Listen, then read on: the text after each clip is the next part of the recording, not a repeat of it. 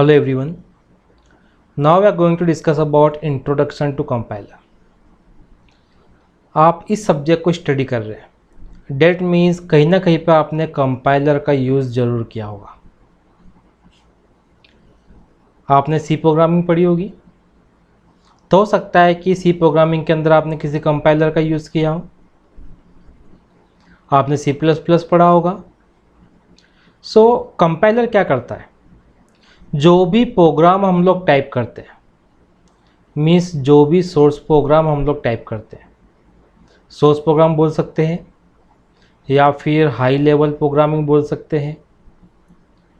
तो इन प्रोग्राम्स को मशीन लेवल लैंग्वेज के अंदर कन्वर्ट करने का काम करता है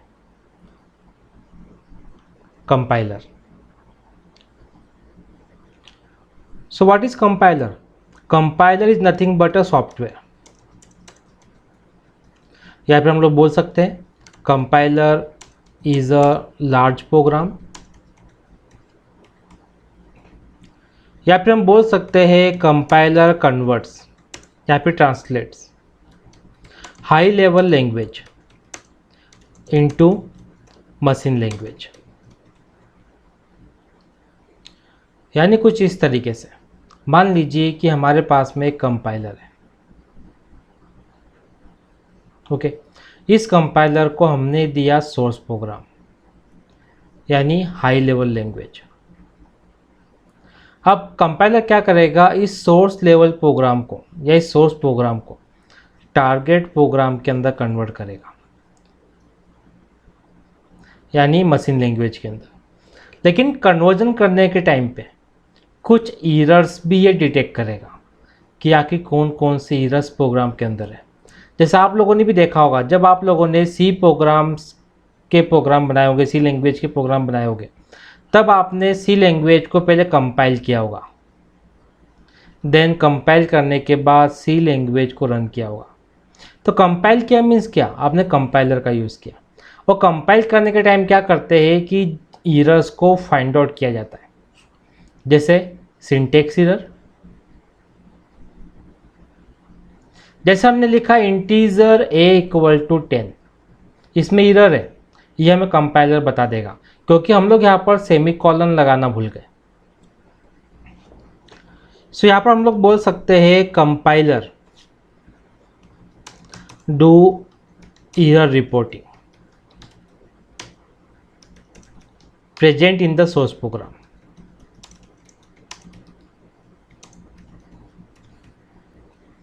अब हम लोग कंपाइलर को क्लासिफाई करेंगे।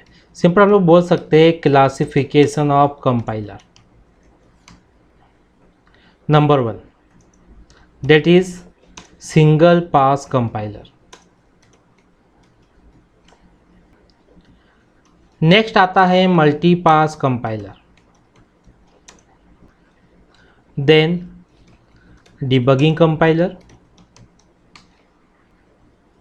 Next optimizing compiler, next incremental compiler, next one is silicon compiler. ये कुछ एग्जाम्पल्स है कंपाइलर के। सो आखिर कंपाइलर का क्लासिफिकेशन किया कैसे जाता है? सो क्लासिफिकेशन डिपेंड करता है कंपाइलर के कंस्ट्रक्शन पे, कि जब कंपाइलर को बनाया जाता है तब उसके पर्पस को भी ध्यान रखा जाता है और उस पर्पस के बेसिस पे कंपाइलर का क्लासिफिकेशन किया जाता है कि कौन से पर्पस का कंपाइलर मीन्स कौन सा कंपाइलर यहाँ पे ज़रूरत है। अब क्वेश्चन ये उठता है कि आखिर यहाँ पर पास क्या होता है? Single pass, multi pass, what is pass here? So my question is what is pass in classification of compiler? Important question है। सो पास को समझने के लिए फॉर एग्जांपल मान लीजिए कि हमारे पास में एक प्रोग्राम है। ओके, उस प्रोग्राम्स के अंदर कुछ लाइन्स है। ये प्रोग्राम है हमारा। अब इस प्रोग्राम को स्टार्टिंग से मीन्स यहाँ पर है प्रोग्राम की स्टार्टिंग और यहाँ पर है प्रोग्राम की एंडिंग। तो इस प्रोग्राम को स्टार्टिंग से कंप्लीट स्कैन करने की प्रोसेस को कहा जाता है पास।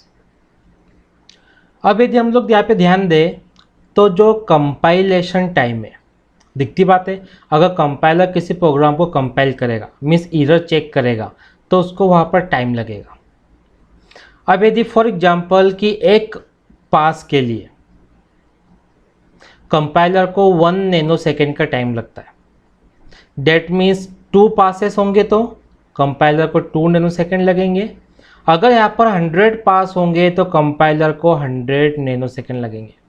डेट मीन्स जितने ज़्यादा पासेस होंगे कंपाइलेशन टाइम उतना ज़्यादा होगा, लेकिन हमें क्या करना है, कंपाइलेशन टाइम को रिड्यूस करना है। That means compilation time is inversely proportional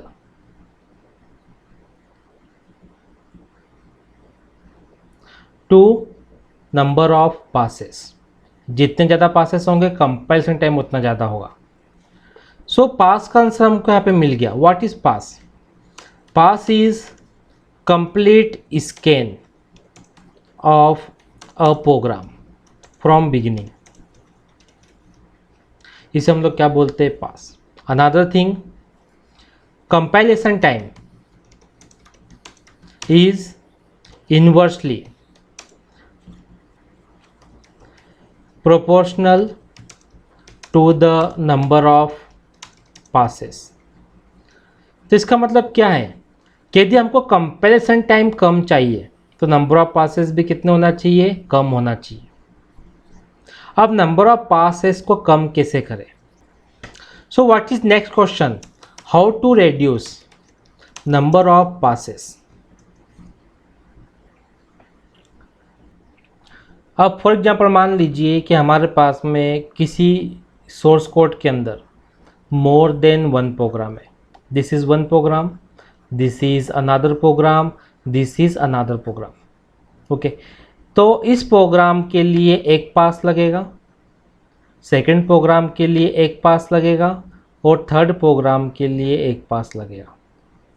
means यहाँ पे मैं जिनको प्रोग्राम बोल रहा हूँ एक्चुअली ये है क्या, these are phases. This is phase 1, this is phase 2 and this is phase 3। अब यहाँ पर हम लोग क्या करेंगे कि फेसेस को आपस में कंबाइन कर देंगे। फॉर एग्जांपल मैं इन दोनों फेसेस को कंबाइन करके अगर स्कैन करूँ तो अभी क्या हो रहा था कि हमको इस फेज पे कंपाइल करने में अलग टाइम लग रहा था, इस फेज पे कंपाइल करने में अलग टाइम लग रहा था। अब हमने दोनों फेसेस को मिला के एक साथ स्कैन करना शुरू कर दिया तो यहाँ पर क्या होगा, जो पासेस है वो यहाँ पे रेड्यूस हो जाएंगे। तो ये है पासेस को रेड्यूस करने का तरीका। सो यहाँ पर हम लोग क्या बोल सकते हैं, to reduce number of passes group several phases in 1 pass. So ये था शॉर्ट इंट्रोडक्शन ऑन कंपाइलर। वैसे भी हमें और भी बहुत कुछ डिस्कस करना है जो कि हम आगे आने वाले एपिसोड्स के अंदर डिस्कस करने वाले हैं। एंड आपकी तरफ से कोई भी क्वेश्चन हो, कोई भी डाउट हो, कमेंट बॉक्स में पुट कर दीजिए। नेक्स्ट एपिसोड में आपके डाउट को, क्वेश्चन को सॉल्व करने की पूरी कोशिश करेंगे। Thank you for watching.